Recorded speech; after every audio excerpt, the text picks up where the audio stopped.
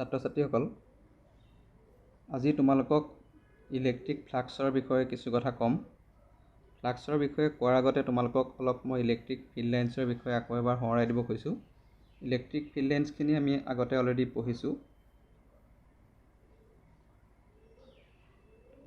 Electric field lines তোমালোকে জানা যে এটা পজিটিভ চাৰ্জৰ ওচৰত যদি আমি এটা ইউনিট পজিটিভ চাৰ্জ ৰাখোঁ, তেতিয়াহ'লে সেই ইউনিট পজিটিভ চাৰ্জটোৱে যিফালে আঁতৰি যাব বিকৰ্ষণ বলৰ বাবে ডিউ টু ৰিপালচিভ ফ'ৰ্চ, সি যিটো ডাইৰেকশ্যনত আঁতৰি যাব সেই ডাইৰেকশ্যনটোৱে ইলেক্ট্ৰিক ফিল্ড লাইন্সৰ ডাইৰেকশ্যন বুজায়। এতিয়া চোৱা, এই ডায়েগ্ৰামটোত এটা পজিটিভ চাৰ্জ লৈছোঁ মই। এই পজিটিভ চাৰ্জটোৰ ওচৰত মই যি চাৰ্জে ৰাখোঁ, ইয়াত যদি ইউনিট পজিটিভ চাৰ্জ এটা ৰাখোঁ, ইয়াক সদায় এফালে ৰিপেল কৰিব, ইয়াত ৰাখিলে ইয়াত এফালে ৰিপেল কৰিব, ইয়াত ৰাখিলে এফালে ৰিপেল কৰিব, অৰ্থাৎ যিফালে আঁতৰি যাব সেই ডাইৰেকশ্যনটোৱে হ'ব ইলেক্ট্ৰিক ফিল্ড লাইন্সৰ ডাইৰেকশ্যন। আৰু যদি মই এটা নিগেটিভ চাৰ্জৰ ওচৰত এটা ইউনিট পজিটিভ চাৰ্জ ৰাখোঁ, তেতিয়াহ'লে সেই নিগেটিভ চাৰ্জটো ইউনিট পজিটিভ চাৰ্জটোক আকৰ্ষণ কৰিব, আৰু যিফালে আকৰ্ষণ কৰিব সেই দিশটোৱে হ'ব ইলেক্ট্ৰিক ফিল্ডৰ দিশ। এতিয়া মই ইয়াত ইউনিট পজিটিভ চাৰ্জটো ৰাখিলে মানে ইয়াক সি এইফাললৈ টানিব, ইয়াত ৰাখিলে এইফাললৈ টানিব, ইয়াত ৰাখিলে এইফাললৈ টানিব। গতিকে এইবিলাকেই হ'ব ফিল্ড লাইন্সৰ দিশ। সেইদৰে যদি পজিটিভ চাৰ্জ আৰু নিগেটিভ চাৰ্জ ওচৰা ওচৰিকৈ থাকে, তেতিয়া তোমালোকে দেখিছা আমাৰ যি এইটো ডায়েগ্ৰাম, ইয়াত ইলেক্ট্ৰিক ফিল্ড লাইন্সবিলাক দেখাত আমাৰ এনেকুৱা হ'ব। যদি দুটা চাৰ্জ ওচৰা ওচৰিকৈ থাকে, ফিল্ড লাইন্সবিলাক তেতিয়া ষ্ট্ৰেইট লাইন নহ'ব, কাৰ্ভ হ'ব।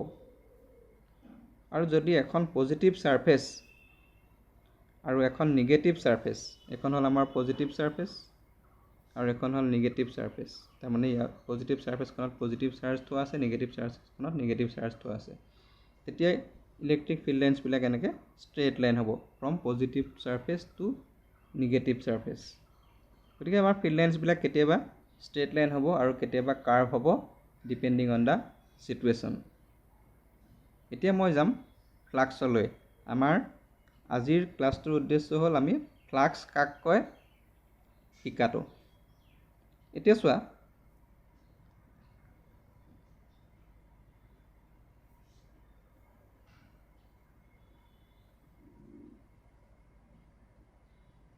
আমি ইলেক্ট্ৰিক ফিল্ড লাইন্সৰ কথা যেতিয়া কওঁ, তেতিয়া তাত ইলেক্ট্ৰিক ফিল্ডখনৰ কথাটো জড়িত হৈ থাকে। আৰু কোনোবা এটুকুৰা ঠাইত ইলেক্ট্ৰিক ফিল্ডখন কিমান ষ্ট্ৰং, কিমান শক্তিশালী, সেইটো ডিফাইন কৰিবৰ কাৰণে আমি ফ্লাক্সৰ সহায় লওঁ। এতিয়া ধৰি লোৱা তোমালোকে এটা সৰু এৰিয়া লৈছা। ধৰা এইটো এটা এৰিয়া মই লৈছোঁ, এটা সৰু মই এৰিয়া লৈছোঁ। ইয়াৰ মাজেদি যিমানে বেছি ফ্লাক্স পাৰ হৈ যাব, সিমানে মই ক'ম যে এই ঠাইখিনিত ইলেক্ট্ৰিক ফিল্ডখন ষ্ট্ৰং। ধৰি লোৱা এটা এই এৰিয়াটোৰ মাজেদি ইয়াত অকল এডাল ফিল্ড লাইন পাৰ হৈ গৈছে আৰু ইয়াত কেইবাডালো ফিল্ড লাইন পাৰ হৈ গৈছে। তেতিয়া মই চাব লাগিব যে এই ফিল্ড লাইন্সবিলাক এই এৰিয়াটোৰ মাজেদি কেনেদৰে গৈছে। যদি এই ফিল্ড লাইন্সবিলাক এই এৰিয়াটোৰ মাজেদি পাৰপেণ্ডিকুলাৰলি যায়, অৰ্থাৎ লম্বভাৱে পাৰ হৈ যায়, ধৰা এইটো মোৰ এৰিয়াটো, মই এটা এৰিয়া লৈছোঁ, সৰু এৰিয়া এটা লৈছোঁ, আৰু ফিল্ড লাইন্সবিলাক ইয়াৰ মাজেদি ধৰা পাৰপেণ্ডিকুলাৰলি পাৰ হৈ গৈছে।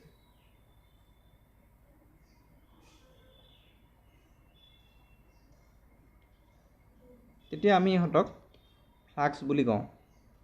অৰ্থাৎ ফ্লাক্স মানে হ'ল এটা এৰিয়াৰ মাজেৰে, এটা ডেফিনিট এৰিয়াৰ মাজেৰে পাৰপেণ্ডিকুলাৰলি যিবিলাক ইলেক্ট্ৰিক ফিল্ড লাইন্স পাৰ হৈ যাব, সেই ফিল্ড লাইন্সবিলাককে আমি ফ্লাক্স বুলি কওঁ। আৰু এটুকুৰা এৰিয়াৰ মাজেদি বা সৰু এটুকুৰা ক্ষেত্ৰফলৰ মাজেদি যিমানে বেছি সংখ্যক ফ্লাক্স পাৰ হৈ যাব, সেই ঠাইটুকুৰাতে ইলেক্ট্ৰিক ফিল্ডখন বেছি শক্তিশালী হ'ব। এতিয়া চোৱা, ইয়াত আমি তিনিটা ডায়েগ্ৰাম লৈছোঁ, 1, 2, 3।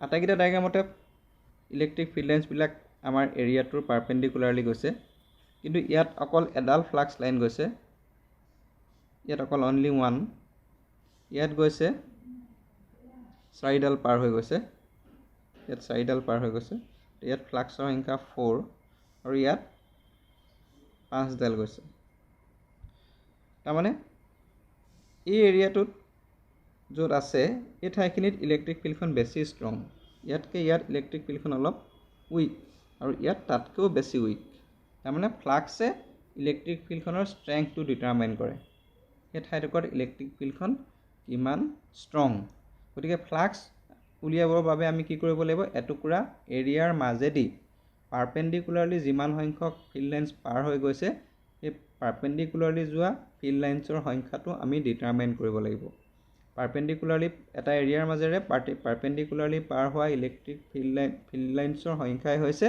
এই ঠাইৰ ইলেক্ট্ৰিক ফ্লাক্স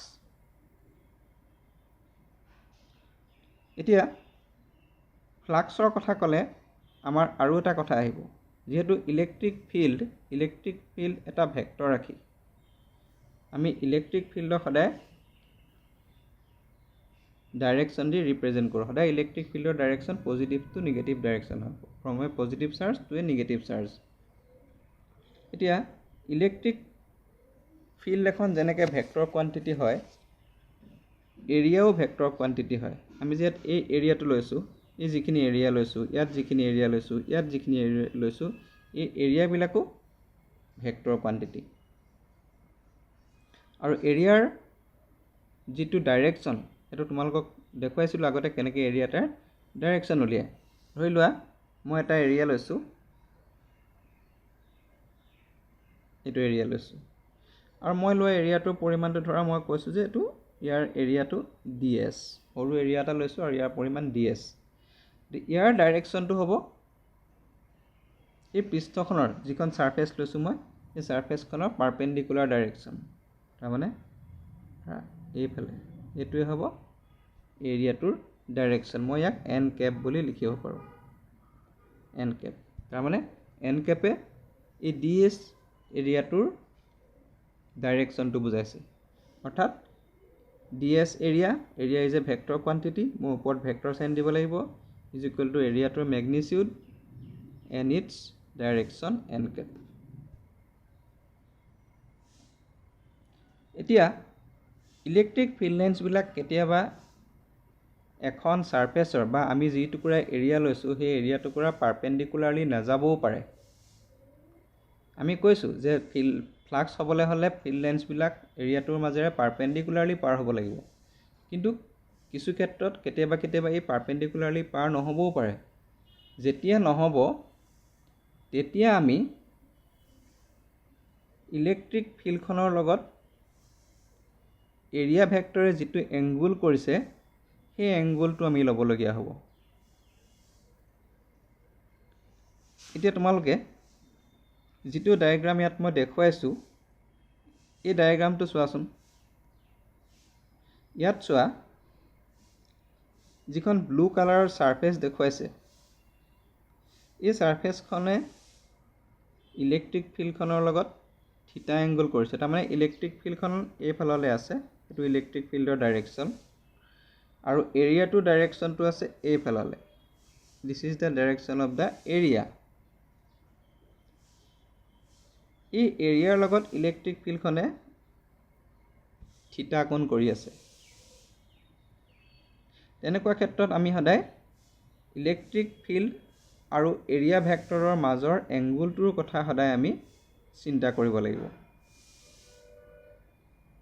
এতিয়া ইয়াত ইলেক্ট্ৰিক ফিল্ডখনৰ আমাৰ যিখন ইলেক্ট্ৰিক ফিল্ড আছে ইলেক্ট্ৰিক ফিল্ডখন আমি বুলি কৈছোঁ ইয়াৰ এৰিয়া ভেক্টৰৰ দিশত এৰিয়া ভেক্টৰটো আছে এইফাললৈ এই ইলেক্ট্ৰিক ফিল্ডখনৰ এৰিয়া ভেক্টৰৰ দিশত যিটো কম্পনেণ্ট হ'ব সেই কম্পনেণ্টটো আমি কিমান চাম এই এংগুলটো যদি থিটা হয় তেতিয়াহ'লে ইয়াৰ যিটো থিটা কম্পনেণ্ট হ'ব electric field is a vector quantity vector ৰাখি গতিকে ইয়াৰ লগত থিটা কোণত তাৰ যিটো কম্পনেণ্ট হ'ব সেই কম্পনেণ্টটো হ'ব cos থিটা cos থিটা আৰু এই cos থিটা কম্পনেণ্টটো ই cos θ কম্পনেণ্টটো আমাৰ এৰিয়া ভেক্টৰৰ লগত একে দিশতে আছে। এৰিয়া ভেক্টৰৰ লগত একে দিশত আছে। ইয়াত এৰিয়াটো আমি এ দি বুজাইছোঁ, অলপ ডাঙৰ এৰিয়া লৈছোঁ কাৰণে মই এ বুলি বুজাইছোঁ। আৰু মই যিটো এক্সাম্পল লৈছিলোঁ তাত মই ডি এছ লৈছিলোঁ, সৰু এৰিয়াৰ কাৰণে মই এইটো ডি এছ লৈছিলোঁ। ইয়াত এৰিয়াটো সৰু কাৰণে মই এইটো ডি এছ লৈছিলোঁ। আৰু ইয়াত অলপ ডাঙৰ এৰিয়া লোৱাৰ কাৰণে এৰিয়াটো ই বুলি লিখিছে। গতিকে ক'ৰবাত তোমালোকে ই পাবা, এ পাবা, ক'ৰবাত এছ পাবা, ক'ৰবাত ডি এছ পাবা। গতিকে এইটো লৈ ইমান চিন্তা কৰিব নালাগে। তোমালোকে এ লিখিলেও এৰিয়া বুলি বুজি পাবা, তোমালোকে ডি এ বুলিও লিখিলেও এৰিয়া বুলিয়ে বুজি পাবা। সৰু এৰিয়া হ'লে ডি এ লিখিম। তেনেকৈ এছ লিখিলেও কেতিয়াবা এছ অলপ ডাঙৰ এৰিয়া হ'লে আমি এছ বুজাওঁ, সৰু এৰিয়া হ'লে ডেল্টা এছ বুজাওঁ বা ডি এছ বুজাওঁ। তেনেকৈ এ ডি এ ডেল্টা এ, গতিকে এনেকৈ বেলেগ বেলেগ কিতাপত বেলেগ বেলেগ নটেশ্যনত পাবা, কিন্তু আল্টিমেটলি সি এৰিয়াই ৰিপ্ৰেজেণ্ট কৰিব। গতিকে ভয় খাব নালাগে। এতিয়া চোৱা, মোৰ ইলেক্ট্ৰিক ফিল্ডখনে, যিখন মই ইলেক্ট্ৰিক ফিল্ড লৈছোঁ, তাৰ থিটা ডাইৰেকশ্যনৰ যিটো কম্পনেণ্ট, সেই কম্পনেণ্টটো হ'ব ই cos θ। এতিয়া ফ্লাক্স মানে হ'ল এটা এৰিয়াৰ মাজেদি, যদি মই এটা এৰিয়া লওঁ, ধৰা এইটো এৰিয়া লৈছোঁ, এই এৰিয়াখিনি এ, আৰু ইয়াৰ মাজেৰে পাৰপেণ্ডিকুলাৰলি ইলেক্ট্ৰিক ফিল্ডখন গৈছে, আৰু ইলেক্ট্ৰিক ফিল্ডৰ ইণ্টেনচিটি এ। এই এৰিয়াটোৰ লগত ইলেক্ট্ৰিক ফিল্ড লাইন্সবিলাকে এৰিয়াটোৰ লগত পাৰপেণ্ডিকুলাৰলি সোমাইছে, এৰিয়াটোত সি লম্বভাৱে সোমাই গৈছে। গতিকে সেই ক্ষেত্ৰত ফ্লাক্স হ'ব ফাই ইজ ইকুৱেল টু ই এ।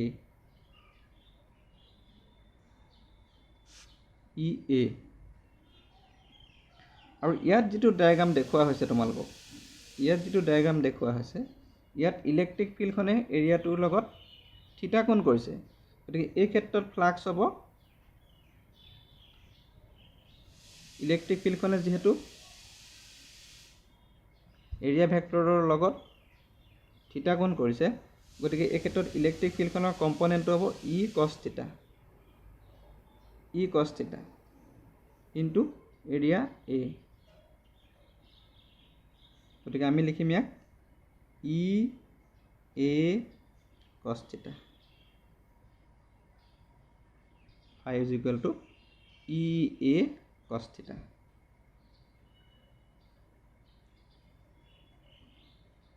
এতিয়া ই যে ভেক্টৰ কোৱান্টিটি, এ যে ভেক্টৰ কোৱান্টিটি, আৰু ইয়াৰ প্ৰডাক্টটো cos θ আছে।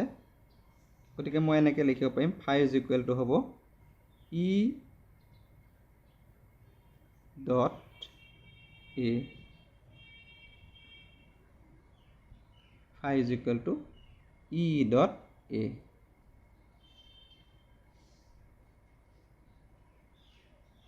যদি এৰিয়াটো সৰু হয় আৰু তাৰ মাজেৰে যোৱা ফ্লাক্সৰ সংখ্যা কম হয়, তেনে ক্ষেত্ৰত আমি এনেকৈ লিখিম। তেতিয়া মই লিখিম, ফাই ঠাইত মই লিখিম d phi is equal two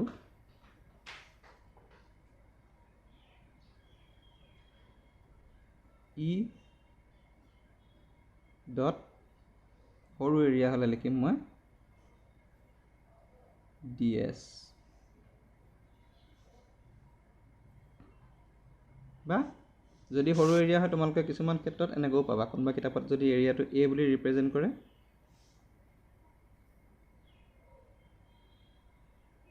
তেতিয়াহ'লে তোমালোকে এনেকৈও পাবা, phi equal to D phi is equal to E dot D A, যদি সৰু হয় আৰু ফ্লাক্সৰ সংখ্যা কম হয়। এতিয়া তোমালোকে এটা কথা মন কৰিবা, ইয়াত চবতকৈ ইম্পৰ্টেণ্ট কথাটো হ'ল ই ডাইৰেকশ্যন আৰু এ ডাইৰেকশ্যন।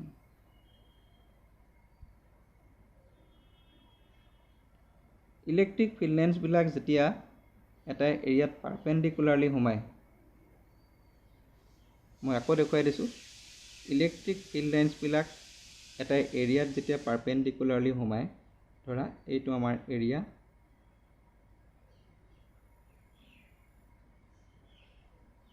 এইটো মোৰ এৰিয়া। চাবা সদায় এৰিয়া ভেক্টৰটো সদায় এই এৰিয়াটোৰ লম্বভাৱে থাকে, এইটোৱে এৰিয়া ভেক্টৰ বুজাইছে।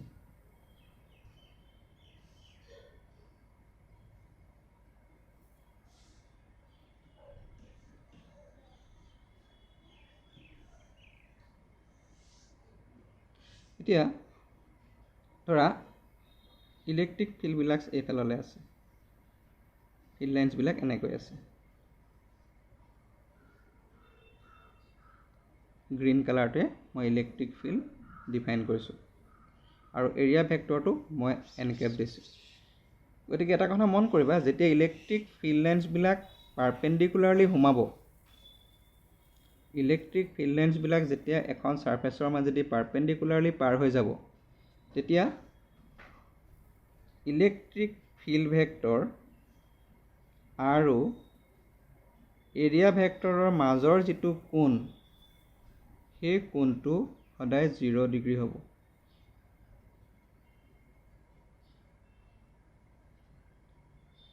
সেইকাৰণে যেতিয়া পাৰপেণ্ডিকুলাৰলি যাব, থিটাটো 0 ডিগ্ৰী হ'ব, তেতিয়া আমাৰ d phi is equal to হ'ব, d phi is equal to E d S cos 0 degree. কছ 0 ডিগ্ৰীৰ ভেলু 1, গতিকে হ'ব ই ডি এছ।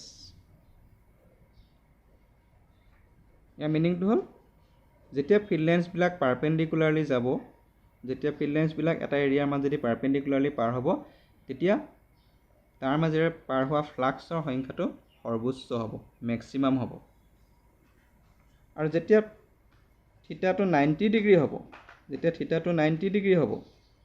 তেতিয়া d phi is equal to হ'ব ই ডি এছ কছ 90 ডিগ্ৰী। কছ 90 ডিগ্ৰীৰ ভেলু 0, গতিকে আল্টিমেটলি আনচাৰটো ওলাব 0। তাৰমানে যেতিয়া ফিল্ড লাইন্সবিলাক পাৰপেণ্ডিকুলাৰলি যাব, তেতিয়া থিটাটো 0 হ'ব আৰু ফাইটো মেক্সিমাম হ'ব, মনত ৰখাব সদায়। আৰু যেতিয়া ফিল্ড লাইন্সবিলাক এৰিয়াটোৰ পেৰেলেল হ'ব, পেৰেলেল হোৱাৰ লগে লগে থিটাটো 90 ডিগ্ৰী হৈ যাব। আৰু যেতিয়া থিটাটো 90 ডিগ্ৰী হ'ব, তেতিয়াহ'লে ফাইটো মিনিমাম হ'ব। এতিয়া ফিল্ড লাইন্সবিলাক পাৰপেণ্ডিকুলাৰ হ'লে সদায় মেক্সিমাম ফ্লাক্স পাৰ হ'ব, আৰু ফিল্ড লাইন্সবিলাক যেতিয়া এৰিয়াটোৰ লগত পেৰেলেল হ'ব, এৰিয়া ভেক্টৰৰ লগত পেৰেলেল নহয়, কিন্তু এৰিয়াটোৰ লগত কৈছোঁ মই, এৰিয়াৰ লগত পেৰেলেল হোৱা আৰু এৰিয়া ভেক্টৰৰ লগত পেৰেলেল হোৱা একে নহয়। এৰিয়াটোৰ লগত পাৰপেণ্ডিকুলাৰ হোৱা মানে এৰিয়া ভেক্টৰৰ লগত পেৰেলেল হোৱা। যেতিয়া ফিল্ড লাইন্সবিলাক এৰিয়াটো পাৰপেণ্ডিকুলাৰ হ'ব, তেতিয়া এৰিয়া ভেক্টৰৰ লগত সি পেৰেলেল হ'ব, আৰু তেতিয়া ফ্লাক্সটো মেক্সিমাম হ'ব। আৰু যেতিয়া কোনটো ইলেক্ট্ৰিক ফিল্ড আৰু এৰিয়া ভেক্টৰৰ মাজৰ এংগুলটো 90 ডিগ্ৰী হ'ব, অৰ্থাৎ ফিল্ড লাইন্সবিলাক পেৰেলেল হ'ব, তেতিয়া ফাইটো মিনিমাম হ'ব। তেতিয়া তাৰ মাজেৰে পাৰ হোৱা ফাইটো মিনিমাম হ'ব, তাৰমানে 0 হ'ব, ফাই 0 হ'ব। গতিকে এইখিনিয়ে ইলেক্ট্ৰিক ফ্লাক্সৰ বেছিক কনচেপ্ট। তোমালোকক মই খালি এটা হোমৱৰ্ক দিছোঁ, তোমালোকে ঘৰত ইলেক্ট্ৰিক ফ্লাক্সৰ ইউনিটটো লিখিবা।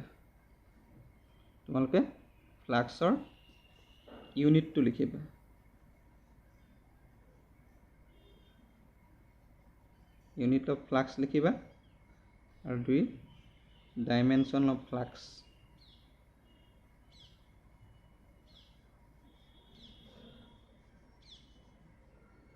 নেক্সট টাইম আমি গছ থিয়ৰী পঢ়িম।